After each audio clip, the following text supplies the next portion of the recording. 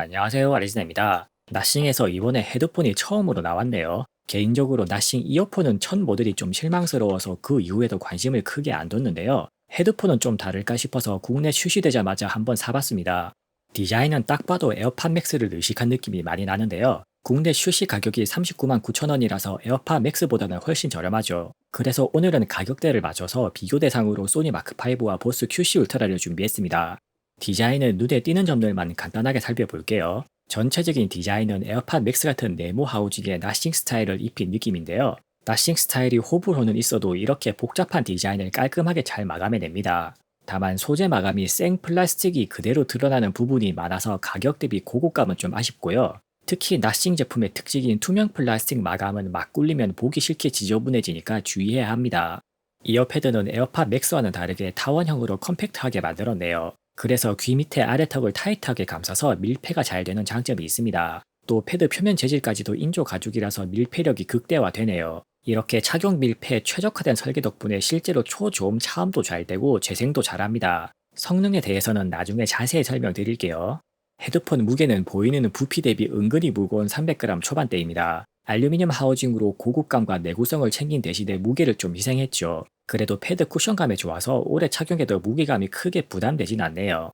한편으로는 조작 체계가 상당히 특이한데요. 좌우로 기울이는 패들 스위치와 계속 굴러가는 롤러 스위치를 동시에 탑재했습니다. 그것도 모자라서 싱글 버튼과 페어링 버튼을 또 따로 탑재했네요. 전원 스위치도 조작이 빠르고 명확한 슬라이드 방식인 점도 좋습니다. 다양한 조작 방식의 스위치들이 복잡해 보여도 익숙해지면 상당히 편하고요. 평범한 일반 소비자보다는 키치한 매니아 유저층을 지향하는 나싱스러움이 잘 느껴지네요.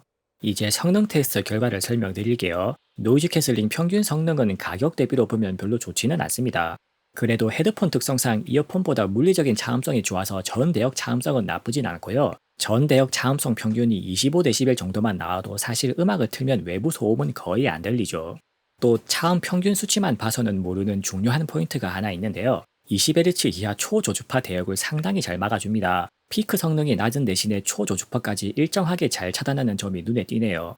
노캔을 켠 상태로 헤드폰을 오래 쓰다 보면 고막에 압박감이 느껴질 때가 있는데요. 제품에 따라서는 노캔 기능이 초저주파 소음을 오히려 증폭시켜버리는 약점이 있기 때문입니다. 그래서 고막 압박감이 불편한 분들은 이렇게 초저주파를 잘 차단하는 제품을 찾아 쓰는 게 좋죠. 나싱 헤드폰이 초저주파를 잘 차단하는 이유 중 하나는 앞서도 설명한 대로 착용 밀폐에 최적화된 디자인 덕분인데요. 실제로 노캔을 끈 상태의 물리적인 차음성 자체가 상당히 좋은 편입니다. 물리적인 차음성이 좋은 제품일수록 노캔 기능을 켰을 때 초저음을 잘 차단하는 경향을 보이죠. 주변 소리 특성은 목소리 대역을 증폭하고 저주파 소음은 억제하는 튜닝인데요. 다만 고음까지도 살짝 약해서 주변 소리가 약간 라디오 소리 같은 맹한 느낌은 있습니다. 노이즈 캔슬링 피크 성능이 낮은 편이라서 화이트 노이즈가 많지는 않은데요. 조용한 곳에서 주변 소리 모드로 쓸 때는 화이트 노이즈가 좀 들립니다. 바람 소리에 관련해서는 외부 마이크 안쪽에 윈드 디플렉터 처리는 되어 있는데요. 이렇게 디플렉터까지의 단차가 깊을수록 바람 소리가 커지는 한계가 있습니다. 그래도 원래 소음 제어 신호 처리가 약한 헤드폰이라서 바람 소리가 그렇게 크진 않고요. 특히 노이즈 캔슬링 모드에서는 바람 소리가 거의 안 들리는 수준으로 좋습니다.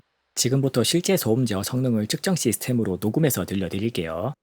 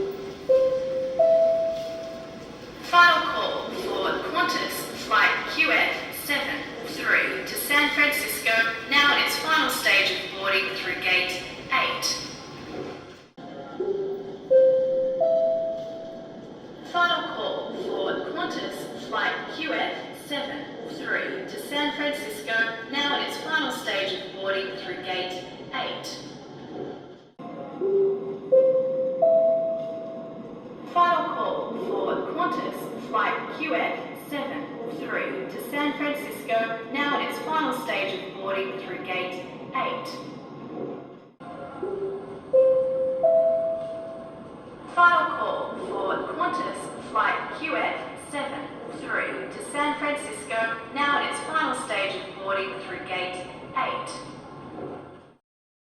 이제 연결성과 통화 품질에 대해 살펴보죠. 연결성 관련 기능은 멀티포인트 연결과 저지연 모듈을 지원합니다. 딜레이는 저지연 모듈을 켰을 때 감소 효과가 60ms 정도로 크진 않은데요. 그래도 저지연 모듈을 끈 것보단 확실히 나아지네요. 저지연 모드는 영상을 볼 때도 딜레이를 더 줄여줍니다. 무선 신호 강도는 헤드폰 치고는 낮은 편이지만 문제가 되는 수준은 아니고요. 블루투스 5.3을 지원하는 최신 제품답게 끊김은 크게 걱정하지 않아도 됩니다. 통화 품질에 관련해서는 4마이크 어레이 구조의 AI 클리어 보이스 기술을 적용했고요. 비슷한 가격대 타사 제품들 대비 실제 통화 품질이 상당히 좋네요. 소음도 잘 억제하면서 목소리 음질까지도 깨끗합니다. 통화 품질이 중요한 분들이라면 상당히 눈여겨볼 장점이네요. 지금부터 실제 통화 품질을 녹음해서 비교해 드리겠습니다. 나싱 헤드폰 1 마이크 음질 테스트입니다. 하나 둘 셋. 소니 마크 5 마이크 음질 테스트입니다. 하나 둘 셋. 보스 QC 울트라 헤드폰 마이크 음질 테스트입니다. 나싱 헤드폰 1 마이크 음질 테스트입니다. 하나 둘 셋. 소니 마크 5 마이크 음질 테스트입니다. 하나 둘 셋. 보스 QC 울트라 헤드폰 마이크 음질 테스트입니다. 이제 사운드에 대해 살펴보죠. 스피커는 40mm 구경 다이나믹 드라이버를 탑재했고요. 음향 전문 회사인 캐프와 협업했다고 합니다. 소리 비교 전에 하나 설명드릴 점이 있는데요. 이번에 새로 구한 보스 QC 울트라 헤드폰이 예전에 제가 리뷰했던 샘플과 소리가 많이 다르네요. 중고음이 많이 내려가서 하반 타겟 기준으로 소리가 꽤 어두워졌습니다. 이게 샘플 편차인지 펌웨어 차이인지는 검증이 필요하지만 일단 리뷰 보시기 전에 참고하세요. 나싱 헤드폰 1의 소리는 기본적으로는 하만 타겟 플랫에 가까운 튜닝입니다. 완전히 플랫은 아니고 전체적으로 약간의 기복은 있네요. 그래서 소리 밸런스가 일단은 좋은데 묘하게 살짝 정돈이 덜 된 느낌을 줍니다. 사실 이 정도만 돼도 비슷한 가격대의 타사 제품들보다는 좋네요. 보스 QC 울트라는 초고음이 살짝 자극적이면서도 새 샘플에서는 보컬 베킹까지 좀 느껴지고요. 소니 마크 5도 재추천 EQ를 적용하기 전에는 중음이 전체적으로 빠져서 밸런스가 아쉽습니다. 그래서 복잡하게 EQ를 만지기 어려워하는 분들이 막 쓰기엔 나싱이 제일 좋네요. 다만 확산 음장 기준으로는 나싱도 사실 고음이 좀 튀는 편이고요. 보컬 베킹에 민감하신 분들은 나싱도 보컬이 좀 뒤로 밀린다고 느낄 겁니다. 고음이 튀는 부분은 비선형 왜곡에서도 나타나는데요. 왜곡이 체감될 정도까지는 아니지만 타사 제품들과 비교하면 고음 피크가 좀 튀는 편입니다. 한편으로 초저주파 특성이 세 제품이 각각 완전히 다른 점이 재미있는데요. 최대 밀착 상태에서는 일단 소니가 가장 중립적으로 플랫한 응답을 보여줍니다. 보스는 초저주파가 쭉 빠지는 튜닝이고요. 나싱은 물리적인 밀폐력이 좋은 디자인 특성상 초저주파가 크게 중폭됩니다. 나싱 헤드폰 1의 장점인 초저주파 노캔 성능을 극대화하려면 최대한 밀착해서 착용해야 되는데요. 그렇게 밀착할수록 초저주파 성분의 이압이 강해져서 귀에 피로감을 줄 수 있습니다. 그래서 보스처럼 초저음이 적당히 빠져주는 게 귀에 부담은 제일 적죠. 물론 초저음의 묵직한 타격감을 좋아하는 분들께는 나싱이 취향에 잘 맞을 테니까 장단점이 있는 특성입니다. 지금부터 실제 소리를 측정 시스템으로 녹음해서 비교해 드릴게요.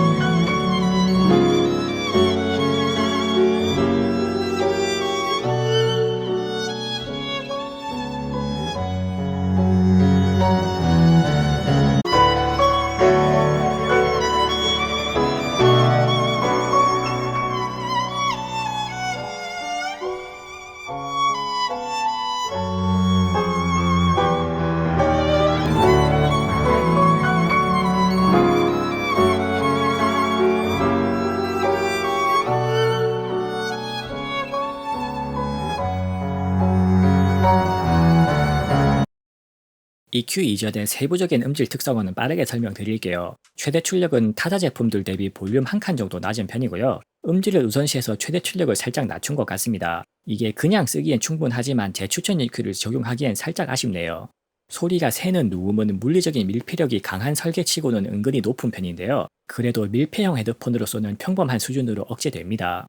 한편으로 소음 저어 모드를 끄면 저음이 약간 차이 나기는 한데 체감 차이가 크진 않고요. 조용한 실내에서 쓸 때 화이트 노이즈가 거슬리면 소음 저어 모드를 끄면 됩니다. 좌우 밸런스는 실시간 적응형 EQ로 잘 잡아주는 편이고요. 음량에 따른 적응형 라우드니스가 적용되지 않은 점은 최신 제품 치고는 좀 의외네요.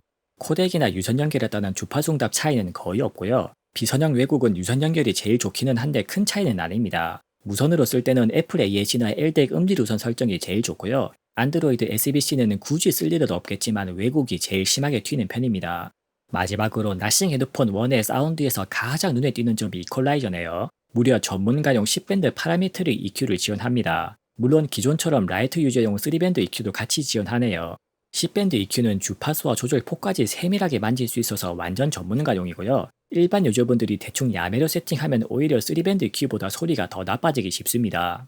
그래서 웬만하면 제 추천 값을 그대로 적용하는 걸 추천드리고요. 추천 EQ는 소리를 실내용으로 최대한 깔끔하게 정리하다 보니까 하만 헤드폰 타겟에 상당히 가까워졌네요. 저음이 부족하게 느껴지거나 아웃도어용으로 쓰실 분들은 저음 강화를 3단계까지 올려 쓰시면 되겠습니다.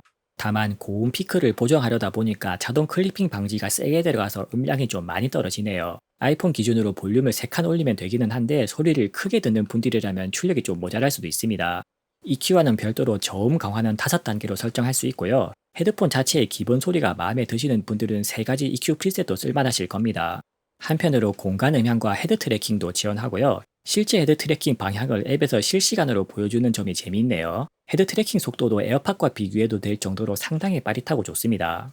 공간 음향의 소리는 중고음을 좀 과하게 빼는 감이 있는데요. 공간 음향을 켜면 EQ와 저음 강화 기능이 전부 비활성화돼서 이 부분은 보정이 안 됩니다. 그래도 헤드폰 자체의 소리가 괜찮은 편이라서 공간 음향도 제법 괜찮네요.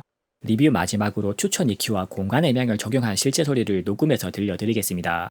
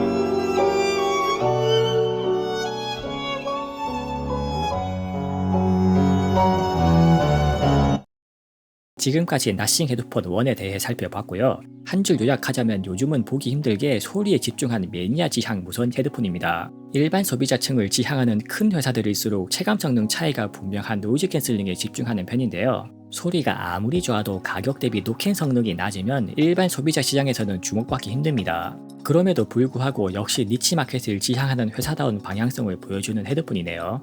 특히 파라메트릭 EQ 같은 전문가용 기능을 제대로 활용할 수 있는 유저는 진짜 극소수죠. 플랫한 소리 단계 대체 뭔지 궁금하신 분들은 나싱 헤드폰 1의 제 추천 EQ를 꼭 한번 써보세요. 물론 제 추천 EQ가 특정 타겟 플랫에 무지성으로 맞추는 건 아닌데요. 나싱 헤드폰 1은 맞춰놓고 보니까 하만 타겟 플랫의 역대급으로 가까워졌습니다.